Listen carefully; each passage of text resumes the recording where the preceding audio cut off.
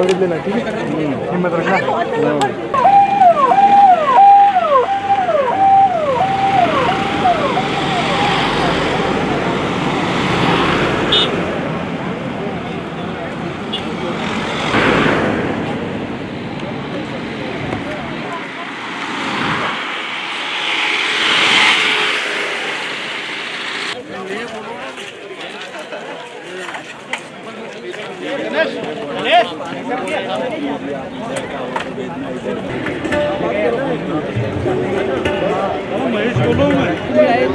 यहाँ पर काबू में किस तरह का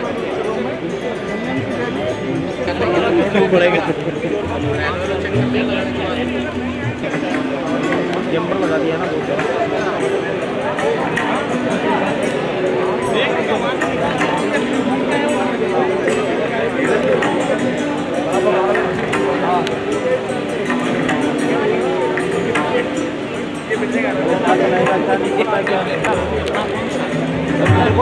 के बाद हो गया।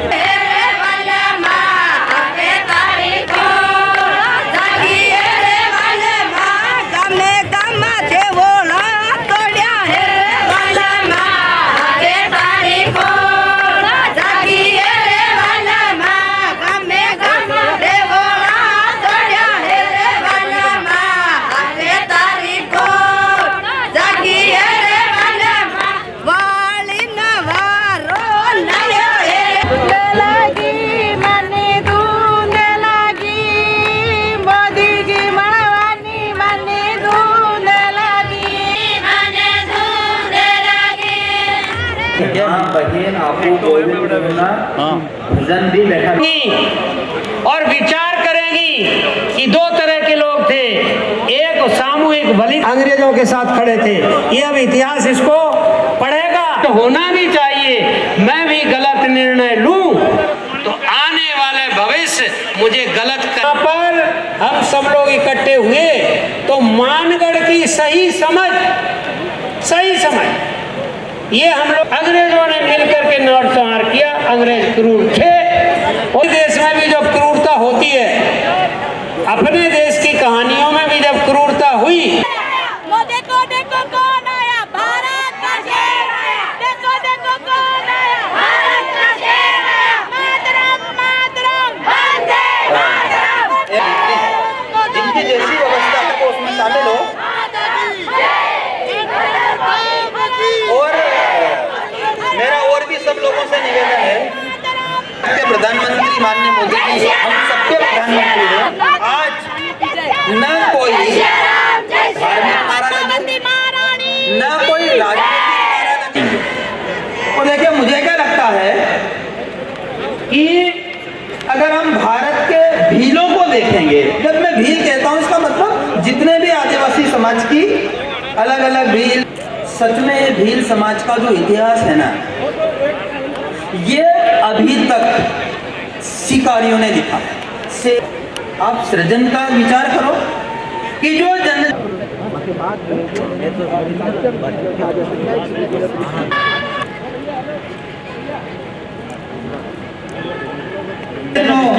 मुख्यमंत्री माननीय शिवराज सिंह जी चौहान आपड़ा बस में आवेलो से इनो भी आपको स्वागत करवाना थे। आपड़ा तो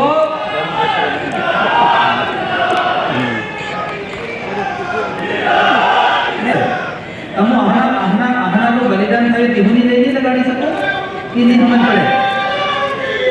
हाथ एम करीने माननीय नरेंद्र मोदी जी आपका प्रधानमंत्री से आदि को से आपन बेटी मोटी खुशी थई भारत में भूमि ने तो राष्ट्रीय गौरव मान आलवा लागू अपना देश में बही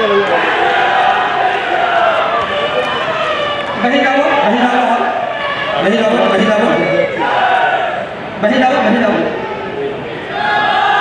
आजादी ना 75 वर्ष बाद अपना देश में प्रधानमंत्री माननीय नरेंद्र मोदी जी बंद करो नी बही जाओ तैयार करा खपता दूर रख। 75 सालों बाद इतिहास में तीन तबाही बनी। तो माननीय प्रधानमंत्री जी ने क्या कहा कि जब मैं यहाँ मुख्यमंत्री था तब तो मैंने इसे शुरू किया। भारत माता की, मानगढ़ धाम की, गोविंद गुरु की, विशाल भगवान की, अंटा मामा की, मानगढ़ के बलिदानियों की, हमारे प्रिय प्रधानमंत्री जिनसे हम सब प्रेरणा प्राप्त करते हैं, आज मानगढ़ की धरती को प्रणाम करने आए हैं। आदरणीय श्रीमान नरेंद्र मोदी जी और मानगढ़ के इस पवित्र धाम में पधारे हुए बहनों और भाइयों, आप सबको प्रणाम करता हूं, आप सबको नमस्कार करता हूं। गोविंद गुरु जी के नेतृत्व में बूढ़े पिया नहीं माने रे अंग्रेजों की चुनौती को स्वीकार किया और 1500 से ज्यादा वीर भाई और बहनों ने है बलिदान। वालेश्वर जी का नाम अभी ले रहे थे मोदी जी। इनको ज्ञान है कि मामा वालेश्वर का क्या योगदान था। गोविंद गुरु के बाद में किस प्रकार से उन्होंने लगातार जागृति का काम किया, लोगों को जगाने का काम किया। और मैं समझता हूँ नाथू भाई भगत, हीरा भाई हमें पार्लियामेंट से किसी ने कमी नहीं रखी और सभा बना करके जो गोविंद गुरु ने प्रयास किए उनको जेल जाना पड़ा। 10 साल से जेलों में रहे। आप कल्पना कर सकते हो कि गोविंद गुरु का जो योगदान है उनको देश कभी भूल नहीं पाए। मौके पर क्योंकि समय की सीमा है, प्रधानमंत्री जी को बोलना भी है, जाना भी है, तो मैं खाली 2 बातें कहकर अपनी बात समझना चाहूँगा। राजस्थान सरकार में प्रधानमंत्री जी को कहना चाहूँगा, हम लोग आदिवासियों के लिए भी शिक्षा के क्षेत्र में यहाँ विश्वविद्यालय खोला गया है। बासाना के अंदर शिक्षा की तरह से कॉलेज खोल रहे हैं, उनका जान बिछा रहे हैं। स्वास्थ्य सेवा में बहुत हम आगे निकल गए हैं।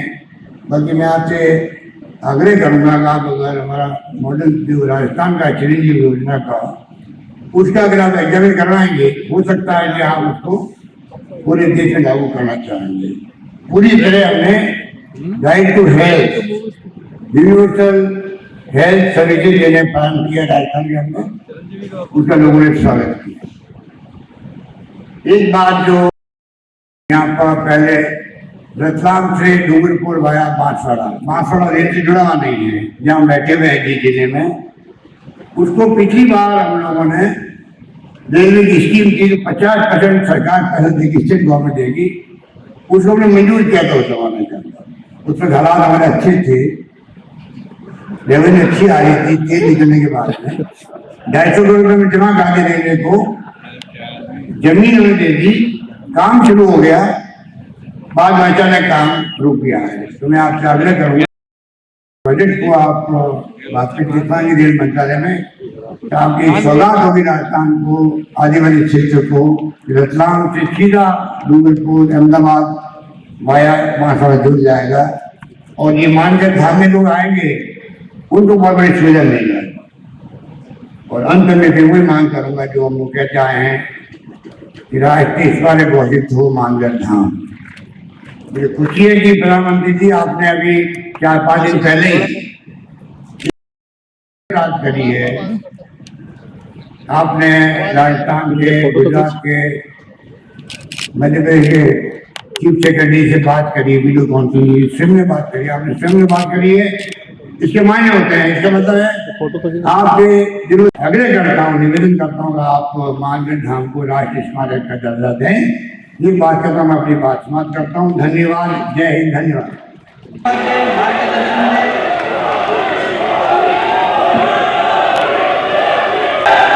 भारत माता की, भारत माता की। और विशाल संख्या में पधारे आए, दूर सुदूर से मानगढ़ धाम आए हुए मेरे प्यारे आदिवासी भाई और बहनों, मेरे लिए खुशी की बात है कि मुझे आज फिर एक बार मानगढ़ की इस पवित्र धरती पर आकर के सर झुकाने का अवसर मिला है।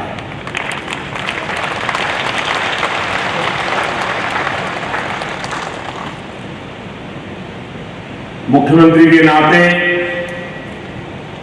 अशोक जी और हम साथ साथ काम करते रहे और अशोक जी हमारी जो मुख्यमंत्रियों की जमात थी उसमें सबसे सीनियर थे, सबसे सीनियर मुख्यमंत्रियों में है। और अभी भी हम जो मंच पर बैठे हैं उसमें भी अशोक जी सीनियर मुख्यमंत्रियों में से एक है। उनका यहां आना, इस कार्यक्रम में उपस्थित रहना, साथियों आजादी के अमृत महोत्सव में हम सभी का मानगढ़ धाम आना ये हम सबके लिए प्रेरक है, हमारे लिए सुखद है। मानगढ़ धाम जनजातीय वीर वीरांगनाओं के तप, त्याग, तपस्या और देशभक्ति का प्रतिबिंब है। ये राजस्थान, गुजरात, मध्य प्रदेश और महाराष्ट्र के लोगों की साझी विरासत है। परसों यानी 30 अक्टूबर को गोविंद गुरु जी की पुण्यतिथि थी। मैं सभी देशवासियों की तरफ से गोविंद गुरु जी को पुनः श्रद्धांजलि अर्पित करता हूं। मैं गोविंद गुरु जी की तप तपस्या, उनके विचारों और आदर्शों को प्रणाम करता हूं। भाई और बहनों, गुजरात का मुख्यमंत्री रहते हुए मानगढ़ का जो क्षेत्र गुजरात में पड़ता है, मुझे उसकी सेवा का सौभाग्य मिला। उसी क्षेत्र में गोविंद गुरु ने अपने जीवन के अंतिम वर्ष भी बिताए थे। उनकी ऊर्जा, उनकी शिक्षाएं आज भी इस मिट्टी में महसूस की जा रही है। मैं विशेष रूप से हमारे कटारा करमल जी का और यहां के समाज का भी आज सर झुका करके नमन करना चाहता हूं। जब मैं पहले आता था ये पूरा विराम क्षेत्र था और मैंने आग्रह किया था वन महोत्सव के द्वारा। आज मुझे इतना संतोष हुआ, चारों तरफ मुझे हरियाली नजर आ रही है। आपने पूरे श्रद्धाभाव से वन विकास के लिए जो काम किया है, इस क्षेत्र को जिस प्रकार से हरा भरा बना दिया है, मैं इसके लिए यहां के सभी साथियों का हृदय से आज मैं अभिनंदन करता हूं। गोविंद गुरु ने अगर आदिवासी समाज के शोषण के खिलाफ अंग्रेजी हुकूमत से संघर्ष का बिगुल फूका, तो साथ ही अपने समाज की बुराइयों के खिलाफ भी उन्होंने लड़ाई लड़ी थी। वो एक समाज सुधारक भी थे, वो एक आध्यात्मिक गुरु भी थे, वो एक संत भी थे, वो एक लोक नेता भी थे। उनके भगत अनुयायी आज भी भारत की आध्यात्मिकता को आगे बढ़ा रहे हैं। साथियों, 17 नवंबर 1913 मानगढ़ में जो नरसंहार हुआ, वो अंग्रेजी हुकूमत की क्रूरता की पराकाष्ठा थी। एक और आजादी में निष्ठा रखने वाले भोले भाले आदिवासी भाई बहन, तो दूसरी ओर दुनिया को गुलाम बनाने की सोच मानगढ़ की इस पहाड़ी पर अंग्रेजी हुकूमत ने 1,500 से ज्यादा युवाओं, बुजुर्गों, महिलाओं को घेर करके उन्हें मौत के घाट उतार दिया। आप कल्पना कर सकते हैं, एक साथ 1,500 से ज्यादा लोगों की जघन्य हत्या करने का पाप किया गया। दुर्भाग्य से आदिवासी समाज के इस संघर्ष और बलिदान को आजादी के बाद लिखे गए इतिहास में जो जगह मिलनी चाहिए थी वो नहीं मिली। आजादी के अमृत महोत्सव में आज देश उस कमी को पूरा कर रहा है। ज्वाला सिद्धू कान्हा क्रांति के रूप में जल उठी, इसी तरह भगवान बिरसा मुंडा ने लाखों आदिवासियों में क्रांति की ज्वाला प्रज्वलित की।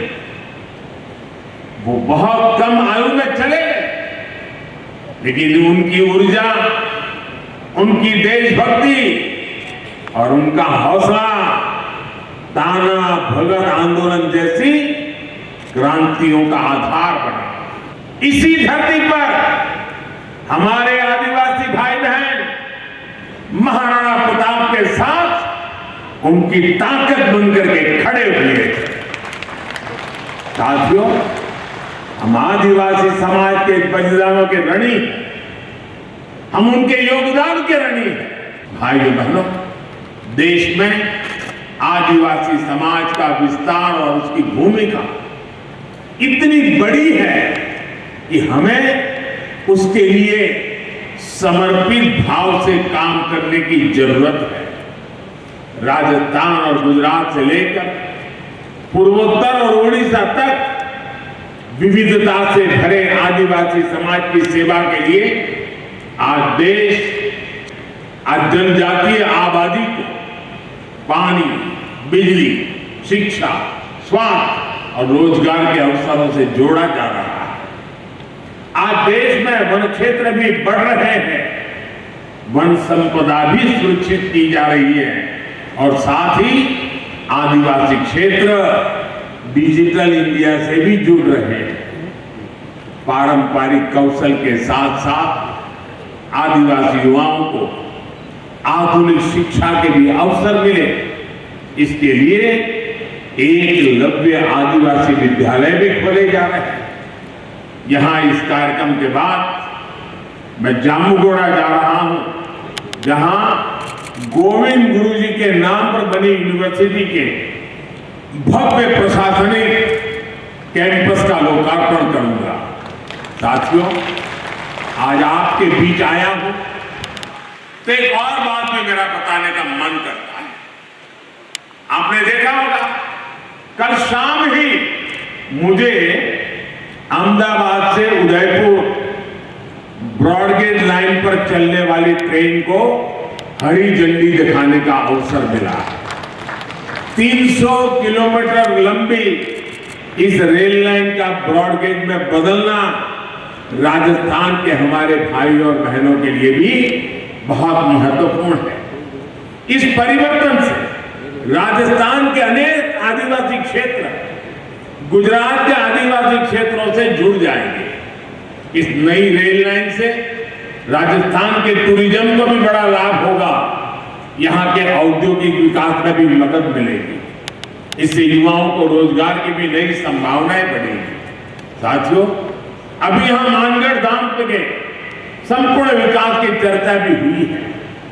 मानगढ़ धाम के भव्य विस्तार की प्रबल इच्छा हम सभी में है। इसके लिए राजस्थान, गुजरात, मध्य प्रदेश और महाराष्ट्र को मिलकर काम करने की आवश्यकता है। मेरे यहाँ चारों राज्यों और सरकारों से आग्रह है कि इस दिशा में विस्तृत चर्चा करें, एक रोड मैप तैयार करें, ताकि गोविंद गुरुजी का स्मृति स्थल भी पूरे विश्व में अपनी पहचान बनाए। मुझे विश्वास है मानगढ़ धाम का विकास इस क्षेत्र को नई पीढ़ी के लिए प्रेरणा का एक जागृत स्थल बनाएगा। और मैं ये विश्वास दिलाता हूं, क्योंकि कई दिनों से हमारी चर्चा चल रही है, जितना जल्दी, जितना ज्यादा क्षेत्र हम निर्धारित करेंगे, तो फिर सब मिलकर के और भारत सरकार के नेतृत्व में हम इसको और अधिक विकास कर सकते हैं। इसको कोई राष्ट्रीय स्मारक कह सकता है, कोई संकलित व्यवस्था कह सकता है, नाम तो कोई भी दे देंगे, लेकिन भारत सरकार और इन 4 राज्यों के जनजातीय समाज का सीधा संबंध है। इन चारों राज्यों ने और भारत सरकार ने मिल करके इसको और नई ऊंचाइयों पर ले जाना है। उस दिशा में भारत सरकार पूरी तरह कमिटेड है। मैं फिर एक बार आप सबको बहुत बहुत शुभकामनाएं देता हूं। गोविंद गुरु के श्री चरणों में प्रणाम करता हूं। उनकी धुनी से मिली हुई प्रेरणा से आदिवासी समाज के कल्याण का संकल्प लेकर के हम सभी निकले, यही मेरी आप सबसे प्रार्थना है। बहुत बहुत धन्यवाद। अतिथिगण, हमारे भील समाज को आपने जो यहाँ मान दिया है, हमारे पूर्वजों की माटी का यहाँ जो वंदन हुआ है, आपका बहुत बहुत आभार। आपको बहिरे तो थोड़ी बात है ना।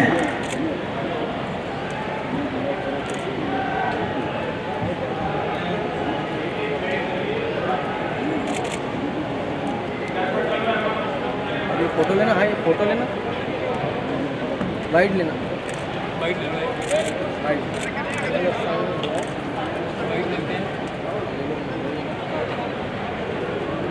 मानगढ़ धाम की